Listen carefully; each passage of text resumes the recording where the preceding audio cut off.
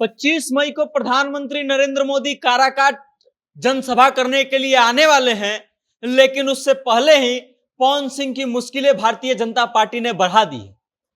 पवन सिंह के लिए भारतीय जनता पार्टी के कई नेताओं के बयान आ चुके हैं कि उनको पार्टी से निष्कासित कर दिया जाएगा अगर वो चुनाव लड़ेंगे तो।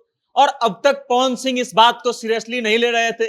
पवन सिंह से जब ये पूछा जा रहा था कि भारतीय जनता पार्टी उन पर एक्शन लेने की बात कर रही है, तो पवन सिंह अक्सर ये कहते थे कि हम पर भारतीय जनता पार्टी एक्शन क्यों लेगी, हम आजाद हिंद के आजाद नागरिक हैं, हमको चुनाव लड़ने का हक है, हम कहीं से भी चुनाव लड़ सकते हैं। जब उपेंद्र कुशवाहा से मीडिया के द्वारा ये पूछा जाता था कि भारतीय जनता पार्टी पवन सिंह पर अब तक एक्शन क्यों नहीं ली, तो उपेंद्र कुशवाहा भी इस पर गोल मटोल जवाब देते नजर आते थे और कहीं ना कहीं उनके आवाज में थोड़ी सी इस बात को लेकर के उदासी झलकती जरूर थी। उपेंद्र कुशवाहा से जब पूछा गया तो वो कहते हैं कि भारतीय जनता पार्टी को इस पर निर्णय लेना है और वही इस पर निर्णय लेगी, जब निकाले, जब एक्शन ले तब लेना, जब लेना होगा तब लेगी। और अब भारतीय जनता पार्टी ने ठोस कदम उठाते हुए पवन सिंह को भारतीय जनता पार्टी से बाहर का रास्ता दिखा दिया है, पार्टी के प्राथमिक सदस्यता से निष्कासित कर दिया है। आपको बता दें कि काराकाट लोकसभा क्षेत्र लड़ने से पहले पवन सिंह भारतीय जनता पार्टी के सदस्य हुआ करते थे, प्राथमिक सदस्य थे, और उनको आसनसोल से भारतीय जनता पार्टी ने उम्मीदवार बनाया था। लेकिन कुछ कारणवश पवन सिंह अपना नाम आसनसोल से वापस ले लेते हैं और उसके बाद काराकाट से निर्दलीय चुनाव मैदान में कूद जाते हैं। जब वो निर्दलीय चुनावी घोषणा करते हैं कि निर्दलीय हम काराकाट से चुनाव लड़ेंगे, उसके बाद से लगातार भारतीय जनता पार्टी के कई केंद्रीय मंत्री, एमएलसी और नेताओं का यह बयान आ गया था कि पवन सिंह पर भारतीय जनता पार्टी कड़ा एक्शन लेगी अगर वो चुनाव लड़ने से पीछे नहीं हटेंगे तो। और अब भारतीय जनता पार्टी ने कठोर एक्शन ले लिया है।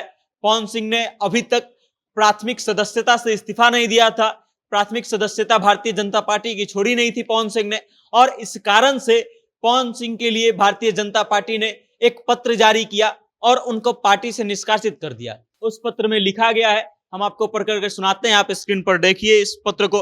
उसमें लिखा गया है कि आप लोकसभा चुनाव में एनडीए के अधिकृत प्रत्याशी के खिलाफ चुनाव लड़ रहे हैं। आपका यह काम दल विरोधी है, जिससे पार्टी की छवि धूमिल हुई है। पार्टी अनुशासन के खिलाफ जाकर आपने यह काम किया है। आपको दल विरोधी इस कार्य के लिए माननीय प्रदेश अध्यक्ष जी के आदेश के अनुसार पार्टी से निष्कासित किया जाता है। और इसी पत्र के साथ भारतीय जनता पार्टी ने पवन सिंह से अपना नाता तोड़ लिया है। वो पवन सिंह जो भारतीय जनता पार्टी के लिए कई रोड शो कर चुके हैं, कई रैलियां कर चुके हैं, अपने फिल्मों और गाने को डिले कर चुके हैं भारतीय जनता पार्टी के कारण, और अब वैसी भारतीय जनता पार्टी ने पवन सिंह को बाहर का रास्ता दिखा दिया है और पवन सिंह से किनारा कर लिया है। अब देखना यह दिलचस्प होगा कि इस पर पवन सिंह क्या करते हैं, पवन सिंह का जवाब क्या आता है, क्योंकि एक तरह से यह कयास लगाया जा रहा था कि चुनाव जीतने के बाद पवन सिंह हो सकता है कि फिर से भाजपा में शामिल हो जाएं। लेकिन अब चूंकि पवन सिंह को भारतीय जनता पार्टी ने बाहर का रास्ता दिखा दिया है, तो पवन सिंह इस पर क्या करेंगे ये देखना दिलचस्प होगा। पवन सिंह को माना जाता है कि वो थोड़े से मूडी किस्म के इंसान हैं, और जो उनको पवन सिंह के खिलाफ के बारे में ये माना जाता है कि वो थोड़े से मूडी किस्म के इंसान हैं, और अगर कोई उनको नीचा दिखाने का काम करता है तो वो उससे अड़ जाते हैं। और अब भारतीय जनता पार्टी ने जब उनको बाहर का रास्ता दिखा दिया है, तो क्या पवन सिंह फिर से भाजपा को ज्वाइन करेंगे, क्या फिर से चुनाव जीतने के बाद भाजपा का दामन थामेंगे, ये देखना दिलचस्प होगा।